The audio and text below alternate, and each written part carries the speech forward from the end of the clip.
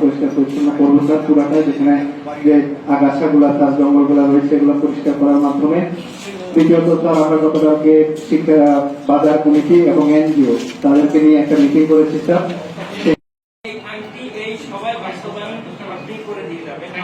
দ্বিতীয় মতামত, মাদকের জন্য আমরা ছাত্র সমাজ ধ্বংসের দিকে চলে যাচ্ছি। এই মাদককে রুখে দেওয়ার জন্য উপজেলা প্রশাসন, জেলা প্রশাসন অনেক কাজ করছে, কিন্তু উপজেলা কোটালীপাড়া স্যার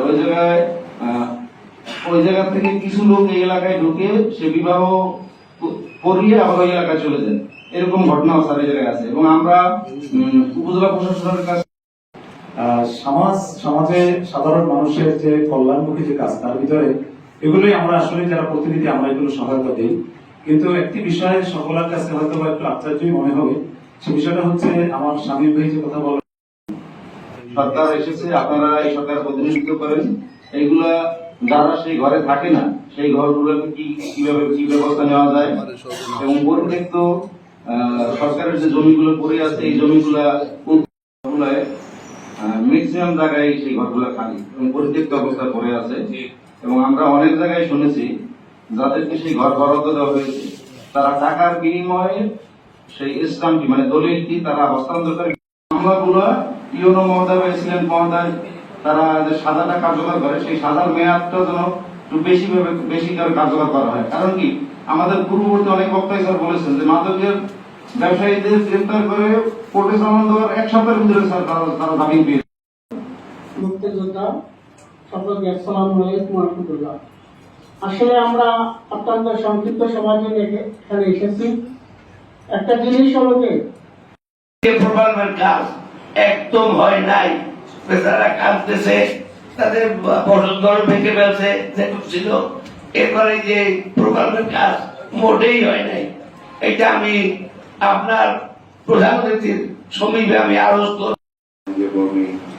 প্রশাসনের কর্মকর্তা সহ সবাই যারা আছেন সবাইকে আসসালামু আলাইকুম। ইনফ্যাক্ট আমরা আজকে যেহেতু আমাদের সাথে শুভেচ্ছা বিনিময়ের জন্য আমাদের মাননীয় জেলা প্রশাসক আমাদের আপনি আমাদের এই নেম ভরটা করে দিবেন, এই আলোচ আপনার কাছে রাখছি। আর স্যার আমি হাট বাজারে আমরা যাই, আগৈছড়া উপজেলার যত হাট বাজার এগুলি উন্মুক্ত প্লেসে আছেন, আশেপাশে যথেষ্ট জায়গা আছে, কিন্তু এখানে হাটের যে নোংরাটা জমে সাহায্য সহযোগিতা পাইত এবং সেটা খুব কম মূল্যে খুব কম খরচে আমাদের দরিদ্র অঞ্চল যারা বিলাঞ্চলের লোক যথেষ্ট সহায়তা পাইত। হঠাৎ করে কি কারণে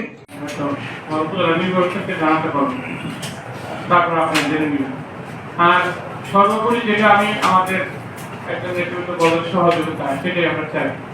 সরকারের যে উদ্যোগগুলো রয়েছে, সরকারের যে কর্মকাণ্ড রয়েছে, সরকারের যে উন্নয়ন চিন্তা রয়েছে, সবগুলো আপনাদের সাথে নিয়ে আমরা আপনাদের সহযোগিতা নিয়েই কাজ করতে চাই।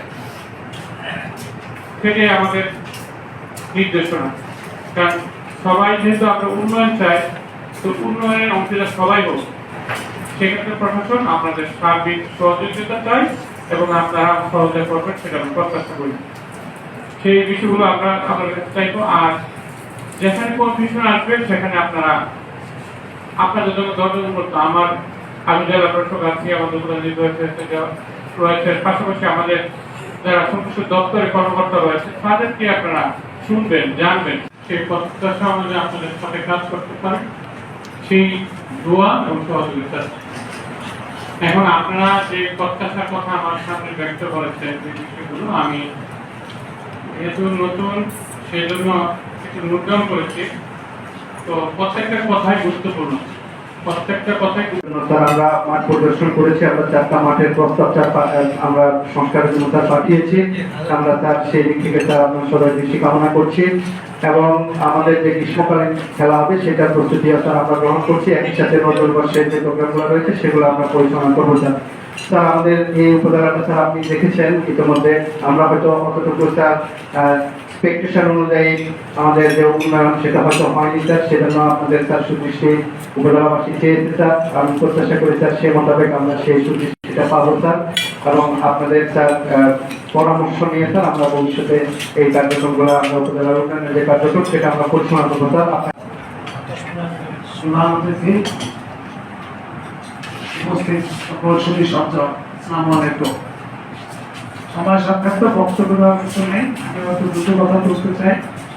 আমরা বিভিন্ন কর্মকাণ্ডের মধ্যে দিয়ে বিভিন্ন যেটা কথাটা বলেছি তারপর আমি বলি, সেটা হলো এই যে গুচ্ছ